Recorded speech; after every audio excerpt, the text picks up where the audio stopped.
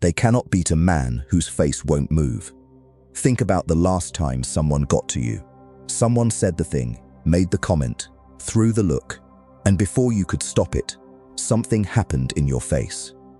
Your jaw tightened, your eyes changed, your voice climbed half a step, you reacted, and in that half a second, you told them everything they needed to know. You told them you could be moved. You showed them exactly where the wire runs. And a man who can be moved is a man who can be controlled. This is the whole game, and almost no one sees it. Power is not about who's loudest in the room. It's not about who's strongest or smartest. Power is about who reacts and who doesn't. The man who flinches hands the controls to whoever made him flinch. The man who stays still keeps them. Every insult, every threat, every test is really one question wearing a disguise. Can I move you? And most men answer yes without ever opening their mouths. Here's what makes this so hard. You feel it. Of course you feel it. The insult lands. The fear rises. The anger burns in your chest. You're not made of stone. And I'm not going to tell you to stop feeling, because that's a lie other men sell, and it never works. This is not about feeling nothing. This is about feeling everything and showing nothing. It's about the gap between what happens inside you and what appears on your face. Most men have no gap at all. Whatever they feel, the world sees it instantly. That's exactly why they're so easy to play. Machiavelli understood that men take their read of you from your surface, and that a leader who cannot hold his surface still gives away his position with every twitch. He knew that a bond built on other men's changing moods is worthless, and that the only steady thing in this world is what a man holds firm inside himself. The unshaken man is the one others fear, follow, and cannot manipulate, because there's no crack to slide a blade into. Everything he shows, he chose to show. So today I'm going to forge you into that man, the one whose face won't move. I'll walk you through the exact moments where you're being tested and show you how the man who never flinches holds each one. But the deepest part comes last, because the real reason you flinch isn't weakness of will. It's that no one ever taught you to build a gap between what you feel and what you show. The final section is where we build it, brick by brick. Stay until the end, because that's the part that actually changes you. One thing before we start, this is armor, not cruelty. You're not learning this to hurt anyone. You're learning it so that no one can ever reach inside you and move you against your will again. So before we begin, drop 4 words in the comments. Nothing moves my face. Type it, say it out loud, and feel your own spine straighten when you do. Then let's start the forging. First, you have to see the enemy clearly, and the enemy is the flinch. The flinch is the tiny, involuntary reaction that leaks out of you before your mind catches up. It's not a decision, it's a tell, and it happens in the space of a heartbeat, faster than thought, which is exactly why it's so dangerous. You don't choose it, it chooses you, and everyone watching reads it. Watch yourself.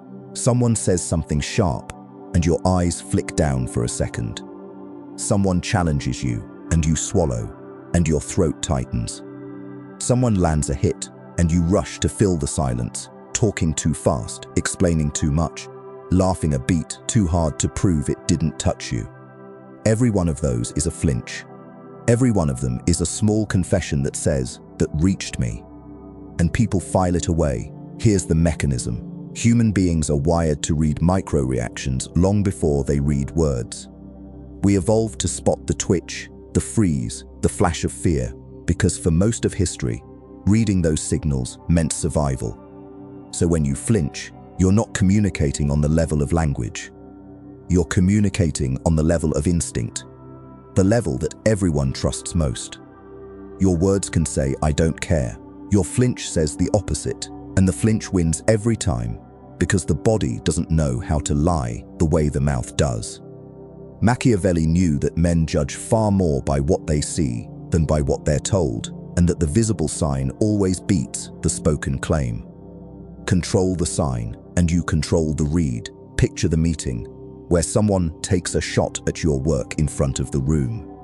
The weak version of you reacts, defends, gets a little heated, and the whole table watches the hit land in real time. The man who never flinches receives the exact same shot and does not move. No tightening, no rush to defend. He lets a slow, calm second pass, holds a level gaze, and answers in an even voice, or sometimes doesn't answer at all. And the room reads something completely different. They read a man the comment couldn't touch. The attacker looks small, the unmoved man looks untouchable. Same words thrown at both. Two entirely different men revealed.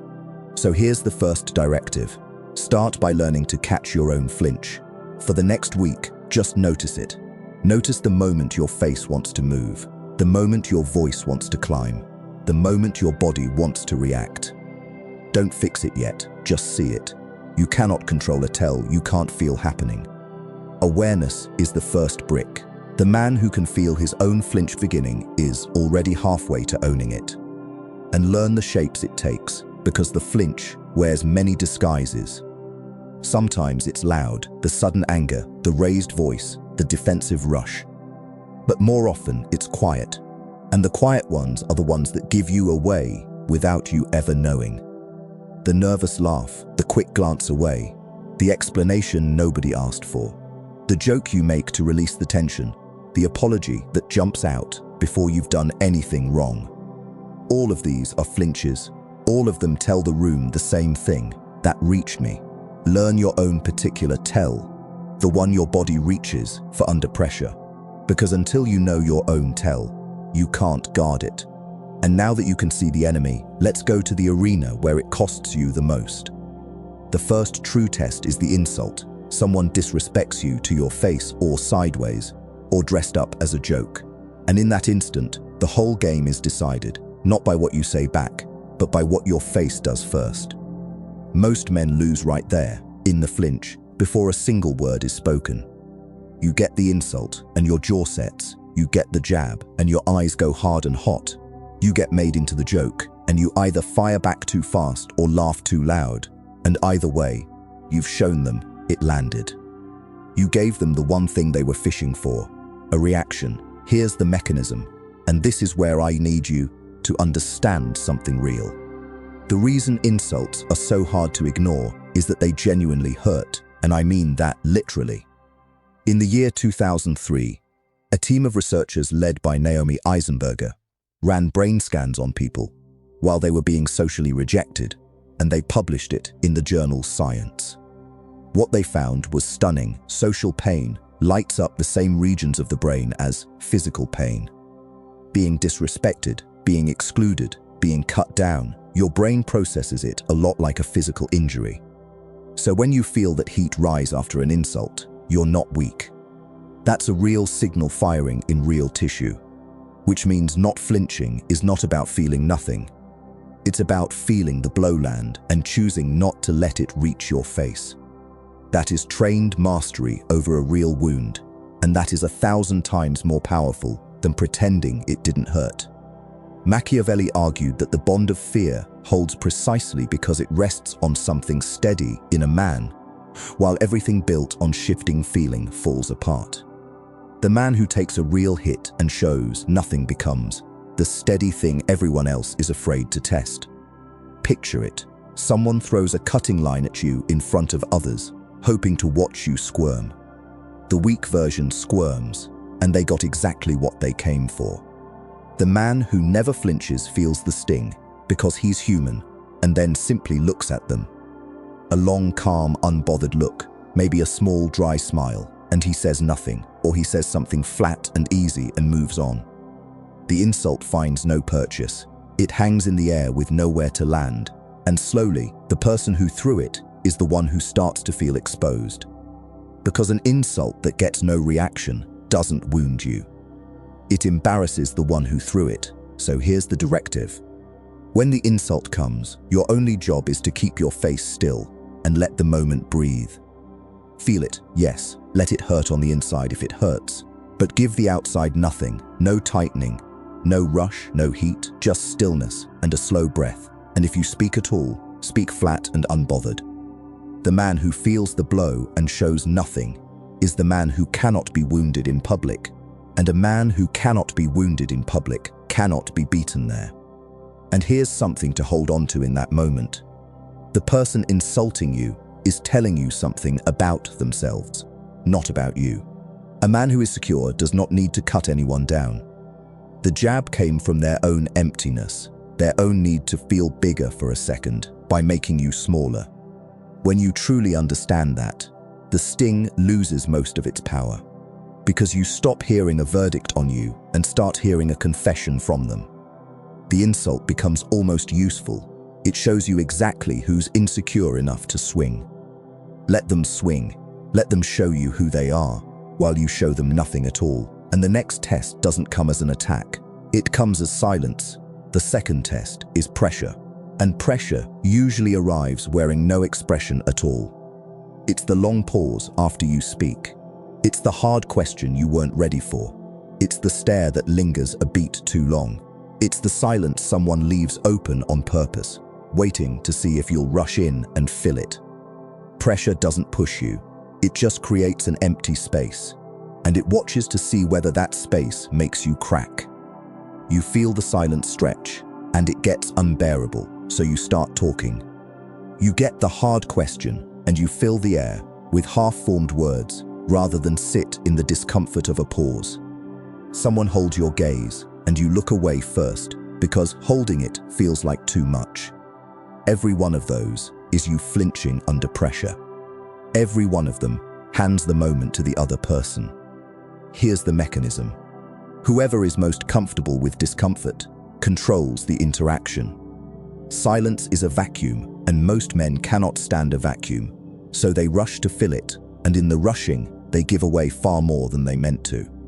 They over-explain, they concede, they talk themselves into a worse position, all to escape a few seconds of quiet. The man who can sit inside the silence without breaking becomes the one who controls its rhythm. He makes the other person fill it instead, and the one who fills the silence is always the one who reveals himself. Machiavelli understood that patience is a form of power, and that the man who can wait, unmoved, forces the impatient to expose their hand first. Picture the negotiation, or the hard conversation. You make your point, and the other person just looks at you and says nothing, letting the silence hang, waiting for you to weaken it.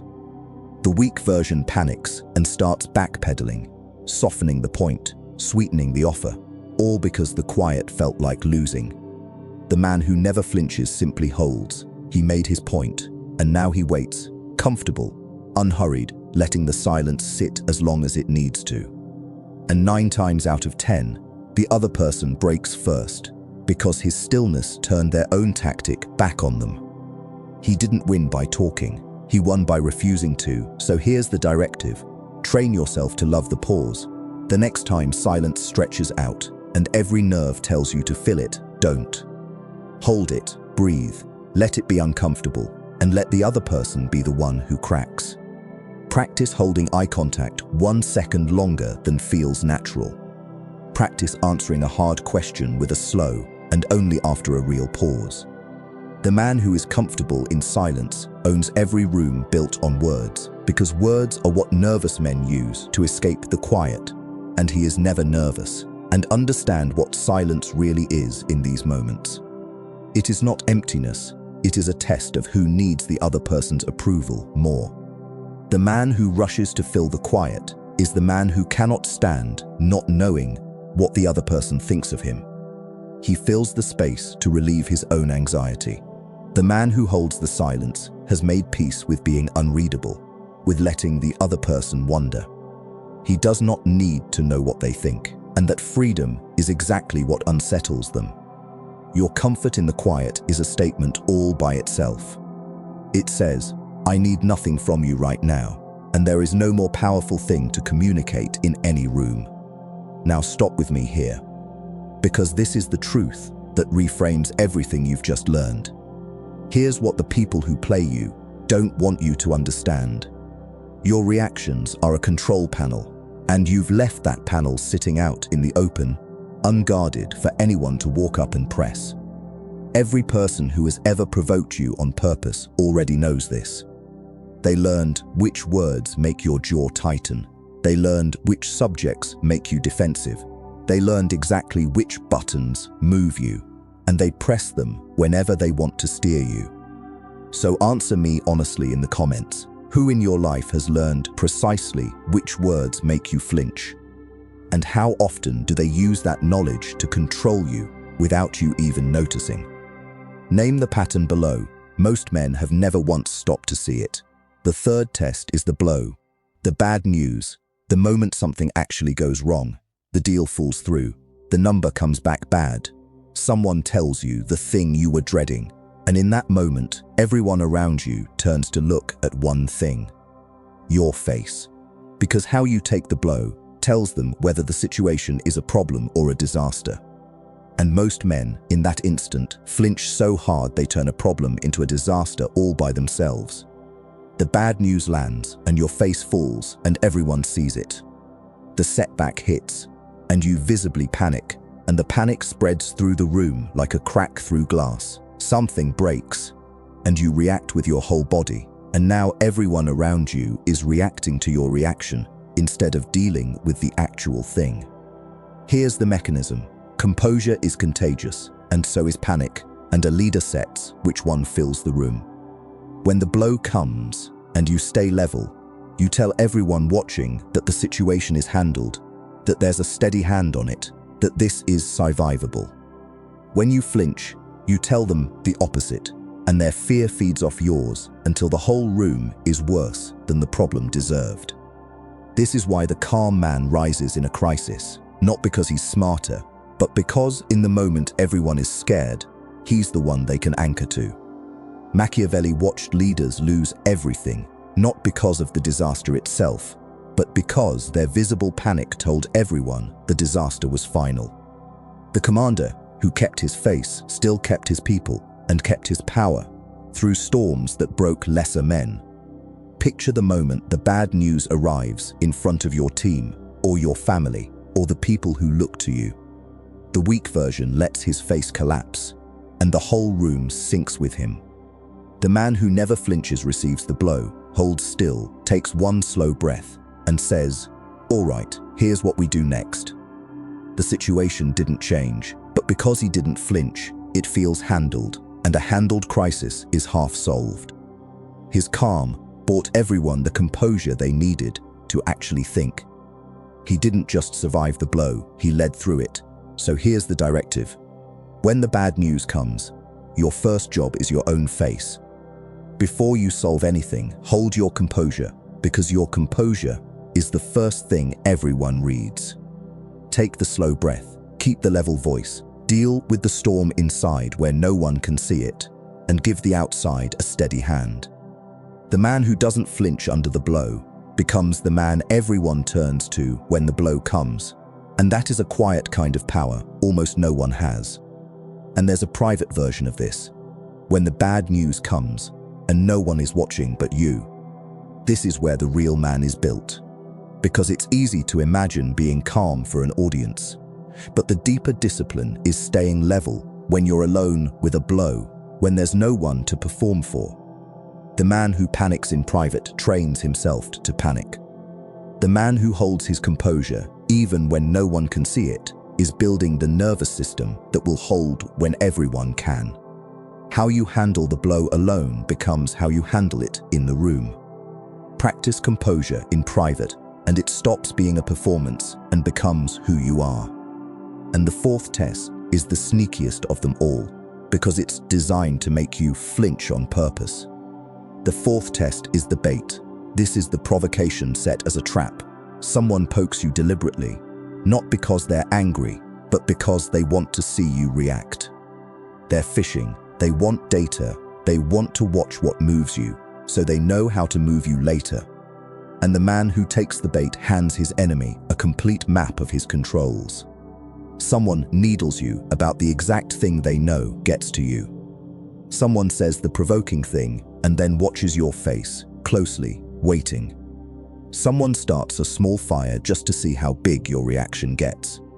They're not really in a fight with you. They're running a test on you. And every time you snap, you give them the results. Here's the mechanism. The bait works only if you bite, and biting gives away everything. When you react to a deliberate provocation, you confirm exactly where your buttons are, and you prove that they work. Now the person testing you knows precisely how to make you emotional, defensive, and off balance whenever it serves them. But when you don't bite, when the bait finds a man who simply will not react, the tester learns nothing. And worse, they learn that there's nothing to learn, that this man cannot be steered by provocation. And that makes you genuinely dangerous to them, because a man who can't be provoked can't be predicted or controlled. Machiavelli taught that the man who reveals his passions hands his enemies the tools to manage him, while the one who keeps his reactions hidden forces everyone to deal with him blind. Picture the person who keeps poking, hunting for your reaction. The weak version eventually snaps, and now they've got exactly what they wanted, the full map of what moves you. The man who never flinches watches the bait dangle and simply does not bite. He stays warm or he stays flat, but he gives no reaction, no matter how pointed the poke gets. And after a while, the person testing him gives up unsettled because there was no data to collect. He didn't win the exchange by fighting, he won it by starving them of the one thing they came for. Your reaction is the prize. Refuse to give the prize, and there is no game, so here's the directive. Learn to recognize bait for what it is, a test, not a real attack. When someone pokes at your known sore spot, pause and ask yourself, is this a genuine issue or is this a fishing line? If it's a fishing line, give them nothing, stay flat, stay unbothered, let the bait hang there untouched. The man who never takes the bait is a man no one can figure out how to move, and a man no one can move is a man no one can beat. And notice the strange thing that happens over time. When people learn that you cannot be baited, they stop trying, and something shifts in how they treat you entirely. The ones who used to poke at you begin to handle you with a kind of caution, because they've learned there's no soft spot to press and no reaction to harvest. You become, in their minds, a man who operates on a different level, one they can't reach with the tricks that work on everyone else.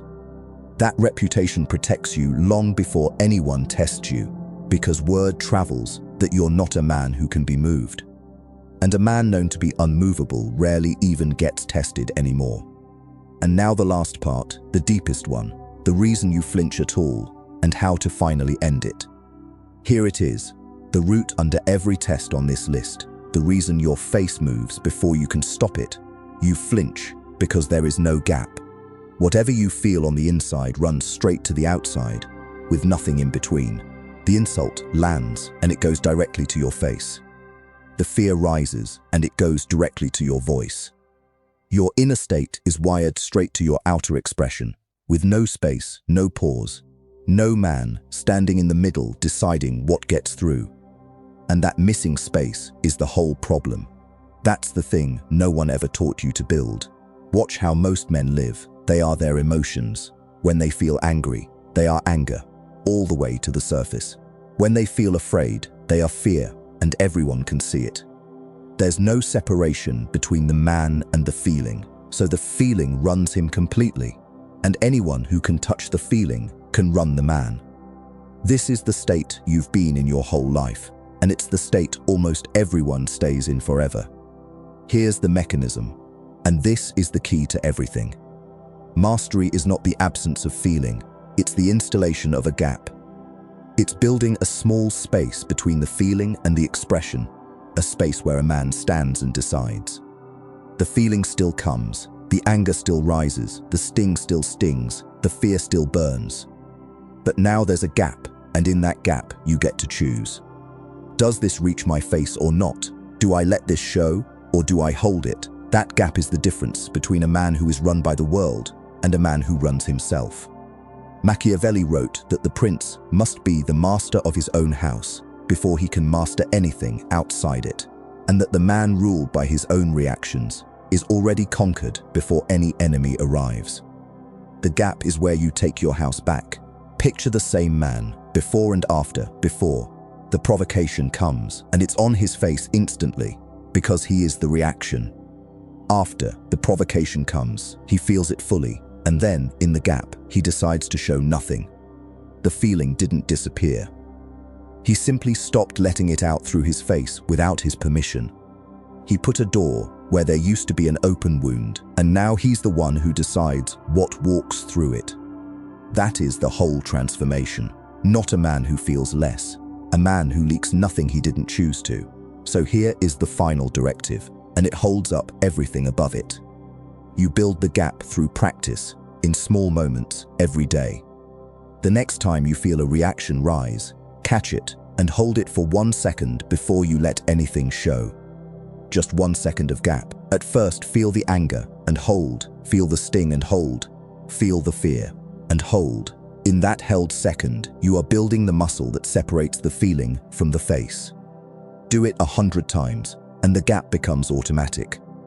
Do it 1,000 times, and you become the man whose face will not move. Because now there's a man standing in the gap, and he decides what the world gets to see. Everything they throw at you now hits a door instead of a wound.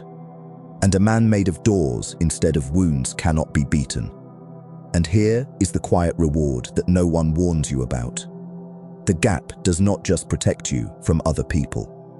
It gives you back to yourself. When you stop being run by every reaction, you stop being exhausted by every small storm, every jab, every setback. You stop spending your whole day defending and reacting and recovering. The anger comes, and you let it pass without acting on it. The fear comes, and you hold it without obeying it. And on the other side of that discipline is a strange, deep calm, the calm of a man who is finally the master of his own inner house. That peace is worth more than all the power it happens to bring with it. So look at what you've forged. You learn to see the flinch, the tell that gives you away. You learn to take an insult and show nothing, even though it genuinely hurts. You learn to sit in pressure and silence without cracking. You learned to hold your composure when the blow lands, so a problem never becomes a disaster. You learn to refuse the bait and starve them of your reaction. And underneath all of it, you learned to build the gap between what you feel and what you show, which is the whole secret to every one of them. Here's what changes when your face stops moving. People stop testing you because there's no reward in it. The ones who used to steer you with your own emotions lose the controls because you took the panel back.